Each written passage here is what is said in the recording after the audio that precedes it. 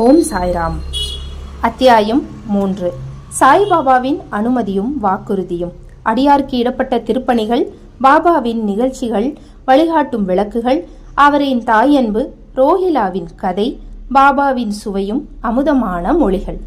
முந்தைய அத்தியாயத்தில் விளக்கப்பட்டபடி சாய்பாபா தமது பூரண சம்மதத்தை தெரிவித்து கூறியதாவது: சச்சரிதம் எழுதுவதை பற்றி நான் உம்முடன் முழுமையாக சம்மதிக்கிறேன். நீர் உமது கடமையை செய்யும், சிறிதளவும் அஞ்சாதீர். என் மொழிகளில் நம்பிக்கையை வையும். என்னுடைய லீலைகள் எழுதப்படுமானால் அறியாமை அகலும். அவைகள் கவனத்துடன் பக்தியுடனும் கேட்கப்படுமானால் இவ்வுலக வாழ்க்கையின் உணர்வு தணிந்து பக்தி, அன்பு ஆகியவற்றின் வலிமையான அலைகள் மேலெழும்பும். என்னுடைய லீலைகளில் ஆழத்தில் ஒருவன் மூழ்குவானால் அவன் ஞானம் என்னும் விலைமதிப்பில்லாத முத்துக்களை எடுப்பான். இதை கேட்டு இந்நூல் ஆசிரியர் மிக்க மகிழ்ச்சி அடைந்தார். உடனே தன்னம்பிக்கை உடையவராகவும் பயமற்றவராகவும் ஆனார். இப்பணி வெற்றிகரமாக நிறைவேறிய தீர வேண்டும் என்றும் எண்ணினார். பிறகு ஷாமாவிடம் பாபா கூறியதாவது: ஒருவன் என் நாமத்தை அன்புடன் உச்சரிப்பானாகில் நான் அவனுடைய ஆசைகளை பூர்த்தி செய்து அவனுடைய பக்தியை அதிகப்படுத்துவேன். என் வாழ்க்கையையும் செயல்களையும் ஊக்கமுடன் இசையாக பாடுவனாயின் அவனுக்கு முன்னும் பின்னும் எல்லா திக்குகளிலும் சூழ்ந்திருப்பேன். என்னிடம் உள்ளத்தையும் உயிரையும் ஒப்புவித்த அடியார்கள் இந்நிகழ்ச்சிகளை கேட்டதும் இயற்கையிலேயே மகிழ்வைத்தனர். நம்பிக்கையுடன் என் லீலைகள் எவனாவது இசைப்பானாயின் அவனுக்கு எல்லையற்ற பேரின்பத்தை நல்கி என்றும் நிலைத்திருக்கும் திருப்தியை அளிப்பேன்.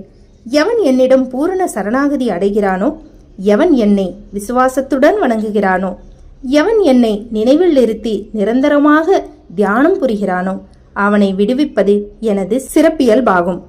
என் நாமத்தை உச்சரிப்பவர், என்னை வணங்குபவர், எனது வாழ்க்கை நிகழ்ச்சிகளை பற்றி எண்ணி இவ்வாறாக என்னை நினைவில் இருத்தி இருப்பவர்கள் எங்கனும் உலகப் பொருட்கள், உணர்ச்சிகள் இவைகளில் கவனமுற்றவர்களாக இருக்க முடியும். சாவின் வாயனின்று எனது அடியவர்களை நான் வெளியே இழுத்து விடுவேன். எனது கதைகள் கேட்கப்பட்டால் எல்லா நோய்களும் விலகும். எனது கதைகளை மரியாதையுடன் கேட்டு அவற்றை எண்ணி தியானம் செய்து கிரகித்துக் கொள்ளுங்கள். இதுவே மகிழ்ச்சிக்கும் திருப்திக்குமான மார்க்காகும். என் அடியவர்களின் பெருமையும் அகம்பாவமும் அற்றுவிடும். கேட்பவரின் மனம் அமைதிப்படுத்தப்படும். அன்றி அது இதயபூர்வமும் முழுமையுமான பக்தியாயிருப்பின் மனம் உச்ச உணர்ச்சியுடன் ஒன்றாகிவிடும். சாயி சாயி என்று சாதாரணமாக ஞாபகமூட்டிக் கொள்வதே பேசுவதில் கேட்பதில் உள்ள பாவங்களை தீர்க்கும். அடியவர்களுக்கு அளிக்கப்பட்ட பலதரப்பட்ட பணிகள். ஆண்டவர் வெவ்வேறு பணிகளை வெவ்வேறு அடியவர்களிடம் ஒப்புவிக்கிறார். சிலர் கோவில், மடம் ஆகியவற்றை கட்டுவதற்கும், சிலர் புண்ணிய தீர்த்தங்களுக்கும் படிக்கட்டுகள் அமைப்பதற்கும் நியமிக்கப்படுகிறார்கள். சிலர் ஆண்டவனின் புகழை பாட நியமிக்கப்படுகிறார்கள். சிலர் க்ஷேத்ராடன யாத்திரைக்கு அனுப்பப்படுகிறார்கள். ஆனாலும் எனக்கு சச்சரிதம் எழுதும் வேலை ஒப்படைக்கப்பட்டது. எல்லாம் சிறிது தெரிந்தும் ஒன்றும் முழுமையாக தெரியாதவனாய் போன்று நான் இப்பணிக்கு கொஞ்சமும் தகுதியுடையவனாக அல்லான். பின்னர் ஏன் அத்தகைய கடினமான வேலையை மேற்கொள்ள வேண்டும்? எவரே சாய்பாபாவின் உண்மை வரலாற்றை எடுத்தியம்ப முடியும்? சாய்பாபாவின் அருள் ஒன்று மட்டுமே இக்கடின வேலையை நிறைவேற்ற ஊக்கமளிக்க முடியும். எனவே நான் எனது பேனாவை கையில் எடுத்தபோது சாய்பாபா எனது அகங்காரத்தை அகற்றிவிட்டு அவரே தமது நிகழ்ச்சிகளை எல்லாம் வரையலானார். ஆதலின் இந்நிகழ்ச்சிகளை எல்லாம் விவரிப்பதன் பெருமை அவரையே அடைகிறது, என்னை அல்ல. பிறப்பில் மறைவனாக இருப்பினும் ஸ்ருதி, ஸ்மிருதி என்ற 2 கண்கள், பார்வை அல்லது காட்சிகள் தேவையுள்ளவனாக இருந்தேன். எனவே சச்சரிதத்தை எழுதவே இயலாத நிலையில் இருந்தேன். ஆனாலும் ஆண்டவன் அருள் ஊமையை பேச வைக்கிறது, முடவனை மலையை கடக்க செய்கிறது. அவரின் விருப்பப்படி காரியங்களை செயற்படுத்தும் தந்திரத்தை அவர் ஒருவரே அறிவார். புல்லாங்குழலோ ஹார்மோனியமோ எங்கனம் ஒளி எழுப்புகிறது என்பதை அறியா. அது அவற்றை வாசிப்பவனையே சார்ந்தது. சந்திரகாந்தக்கள் கசிவதும் கடல் பொங்கி எழுவதும் சந்திரோதயம் காரணமாகவே அவ்வவற்றின் தன்மையால் அல்ல. கலங்கரை விளக்கமாக பாபாவின் கதைகள். படகுக்காரர்கள் பாறைகள், அபாயங்கள் ஆகியவற்றிலிருந்து விலகி பத்திரமாக பயணம் செய்வதற்காக கடலின் பல்வேறு இடங்களில் கலங்கரை விளக்கம் கட்டப்படுகிறது. சம்சாரம் என்னும் சாகரத்தில் சாய்பாபாவின் கதைகள் அத்தகைய பயனை நல்குகின்றன. அவைகள் அமர்ந்திருத்திருக்க சுவையூட்டுகின்றன. நமது உலக பாதையை மிருதுவாகவும் கடப்பதற்கு எளியதாகவும் ஆக்குகின்றன. ஞானிகளின் கதைகள் ஆசிர்வதிக்கப்பட்டவைகள். நமது செவிகளின் வழியாக உள்ளத்தினுள்ளும் புகும்போது சரீராபிமானம் அல்லது அகங்காரம், துவைத்த உணர்ச்சி ஆகிய மறைகின்றன. நம் உள்ளத்தில் அவைகள் தேக்கப்படுமானால் சந்தேகம் பறந்தோடும், சரீரத்தின் பெருமை உணர்ச்சி கீழே இறங்கும், ஏராளமாக விவேகம் சேகரிக்கப்படும். பாபாவின் தூய புகழை விவரிப்பதும் அதையே அன்புடன் கேட்பதும் அடியாரின் பாவங்களை அளிக்கும். கிருதியுகத்தின் ஆன்மீக பயிற்சியானது சமதமா, உள்ளம், உடல் இவற்றின் தனித்தன்மை. திரேய யுகத்திற்கு தியாகம், துவாபர யுகத்திற்கு வழிபாடு, கலியுகத்திற்கு இறைவனின் புகழையும் நாமத்தையும் இசையாக பாடுவதாகும். கடைசி பயிற்சியானது 4 வர்ணத்தைச் சேர்ந்த எல்லோருக்கும் உரியதாகும். மற்றைய பயிற்சிகளான யோகம், தியாகம், தியானம், தாரணை ஆகியவை பழகுவதற்கு மிக கடினமானவை. இறைவனது புகழை செவிமடுப்பது மிகவும் எளியதாகும். நாம் நமது கவனத்தை அவைகள் மீது திருப்ப மாத்திரமே வேண்டும். கதைகளை கேட்பதும் கீர்த்தனையாக பாடுவதும் புலனுறவு பொருட்கள் மீதுள்ள உறவை நீக்கி அடியவர்களை பற்றற்று இருப்பவர்களாக முடிவில் ஆன்மீக உணர்வுகளை வழிநடத்தி செல்லும். இக்குறிக்கோளையை கருத்திற்கொண்டு சாய்பாபா சத் சரித்திராமிருதா என்னும் அவரது கதைகளை எழுதச் செய்தார் அல்லது உதவி செய்தார். அடியவர்கள் இப்போது இக்கதைகளை எளிதாக படிக்கவோ கேட்கவோ செய்யலாம். அங்கனம் செய்யும்போது அவரை தியானம் செய்க. சாய்பாபாவின் தாயன்பு. தன் இளங்கன்றை பசு எங்கனம் நேசிக்கிறது என்பது யாவரும் அறிவர். அதன் மடி எப்போதுமே நிறைந்திருக்கிறது. கன்று பால் வேண்டி மடியை முட்டும்போது தடையின்றி பால் பெருக்கெடுக்கின்றது. அங்கனமே தாயாருக்கு தக்க தருணத்தில் தன் குழந்தையின் பசியறிந்து முளையமுது தந்து ஊட்டுகிறாள். அதற்கு ஆடை அழகுற அணிவிப்பதிலும் சிறப்புற சிங்காரிப்பதிலும் முக்கிய கவனம் செலுத்துகிறாள். குழந்தை எதை பற்றியும் அறிவதும் இல்லை, கவலையுறுவதும் இல்லை. ஆயின் தன் குழந்தை நன்றாக உடை உடுத்தப்பட்டு அலங்கரிக்கப்பட்டிருப்பதை கண்ணுறும் தாயின் மகிழ்ச்சிக்கு ஒரு எல்லையே இல்லை.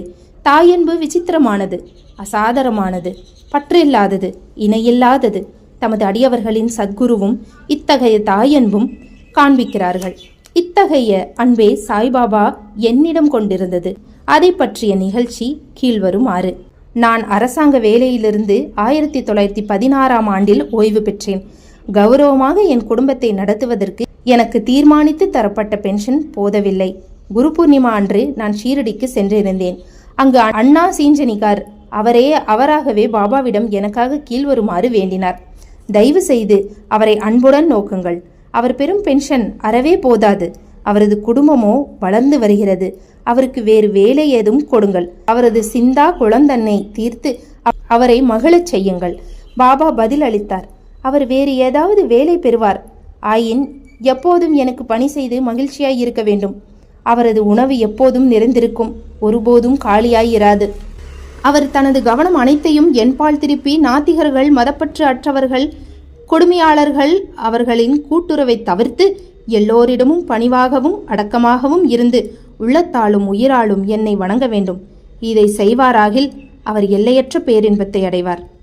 எவருடைய வழிபாடு உபதேசிக்கப்பட்டு இருக்கிறதோ அந்த நான் என்பது யார் என்னும் வினாவுக்கு சாய்பாபா என்பது யார் என்னும் குறிப்பில் முன்னமே இந்நூலில் சொல்லப்பட்டிருக்கிறது. ரோஹிலாவின் கதை. எல்லோரையும் அரவணைக்கும் சாய்பாபாவின் அன்பை ரோஹிலாவின் கதை நமக்கு காட்டுகிறது. உயரமாகவும் வாட்டசாட்டமாகவும் காளையை போன்ற வலிமையுடைய வனாகவும் உள்ள ரோஹிலா என்பவன் ஷீரடிக்கு வந்தான். நீண்ட கஃப்னி என்னும் உடை அணிந்திருந்தான். பாபாவிடம் உள்ள அன்பினால் அங்கு தங்கியிருந்தான். இரவும் பகலும் கலிமாவை சப்தமாகவும் குரூரமாகவும் ஒப்பித்து அல்லாஹ் அக்பர் என்று கத்துவான். ஷீரடியின் பெரும்பாலான மக்கள் பகலெல்லாம் தங்கள் வயலில் வேலை செய்துவிட்டு இரவு வீட்டிற்கு திரும்பும்போது ரோஹிலாவின் குரூர இரைச்சல்களாலும் கத்தல்களாலும் வரவேற்கப்படுவார்கள். அவர்கள் தூங்க முடியாமல் மிகுந்த தொல்லையும் அசௌகரியமும் அடைந்தனர். மௌனமாக இத்தொந்தரவுகளையே சில நாட்கள் பெற்றிருந்தாலும் அவர்கள் இனிமேல் இத்துயரம் பட முடியாது என்னும் நிலை வந்தவுடன் பாபா அணுகி இதை கவனித்து ரோஹிலாவின் தொந்தரவை நிறுத்தும்படி வேண்டிக் கொண்டார். பாபா அவர்களின் வேண்டுதல்களை கவனிக்கவில்லை, மாறாக அவர்களை கடிந்தார். அவர்களை தங்கள் வேலைகளை கவனிக்கும்படியும் ரோஹிலாவை கவனிக்க வேண்டாம் என்றும் கூறினார். அவர் மேலும் ரோஹிலாவுக்கு மிகவும் கெடுதலான மனைவி ஒருத்தி இருக்கிறாள் என்றும் அவள் உள்ளே வர முயன்று ரோஹிலாவையும் தம்மையும் தொந்தரவு செய்வதாகவும், ஆனால் ரோஹிலாவின் பிரார்த்தனைகளை கேட்டவுடன் அவள் உள்ளே நுழைய துணியவில்லை என்றும் ஆதலால் அவர்கள் மன அமைதியுடன் மகிழ்ச்சியுடனும் இருக்கிறார்கள் என்றும் கூறினார். உண்மையில் ரோஹிலாவுக்கு ஒரு மனைவியும் கிடையாது. அவனுக்கு மனைவியாக பாபா குறிப்பிட்டது துர்புத்தி, அதாவது கெட்ட எண்ணங்களாகும். ஏனெனில் வேறெதை காட்டிலும் கடவுளிடம் வேண்டிக் கொள்வதிலும் முறையிட்டு பேரிரைச்சல்கள் செய்வதையும் பாபா விரும்பினார். அவர் ரோஹிலாவின் பக்கம் இருந்து ரோஹிலாவின் இரைச்சல்களையும் கூக்குரல்களையும் பெற்றுக்கொள்ளுமாறு அவை சீக்கிரம் மறைந்துவிடும் என்றும் கூறினார். பாபாவின் இனியதும் அமிர்தத்தினையொத்த வார்த்தைகளும். ஒரு நாள் மத்தியானம் ஆரத்தி முடிந்த பிறகு அடியார்கள் தங்கள் இருப்பிடங்களுக்கு திரும்பிக் கொண்டிருந்தார்கள்.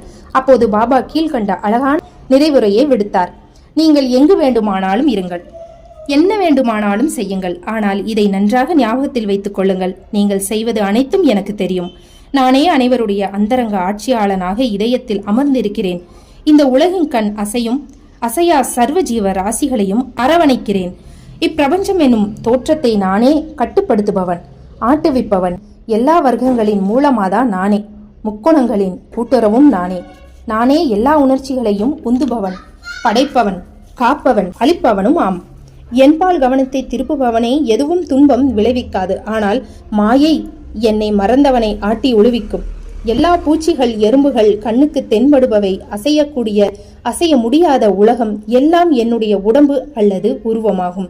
இத்தகைய அழகான விலைமதிப்பற்ற மொழிகளை கேட்டு இனிமேல் என் குருவை தவிர வேறு யாருக்கும் நான் பணிவிடை செய்ய போவதில்லை என்று என் மனதில் நான் தீர்மானிக்கிறேன். அண்ணா சிஞ்சனிகரிடம் பாபா விடுவித்த பதில் உண்மையில் அது எனக்கானதாகும். அதாவது நான் ஒரு வேலை பெறுவேன் என்னும் எண்ணம் என் மனதில் சுழன்றது. நான் அங்கனம் நிகழுமா என்று எண்ணிக்கொண்டிருந்தேன். எதிர்கால நிகழ்ச்சிகளை கண்ணுற்றும் போது பாபாவின் வார்த்தைகள் உண்மையாயின. நான் ஒரு அரசாங்க உத்தியோகத்தை பெற்றேன். ஆனால் அது குறுகிய கால அளவுடையது. பிறகு நான் சுதந்திரம் அடைந்தேன்.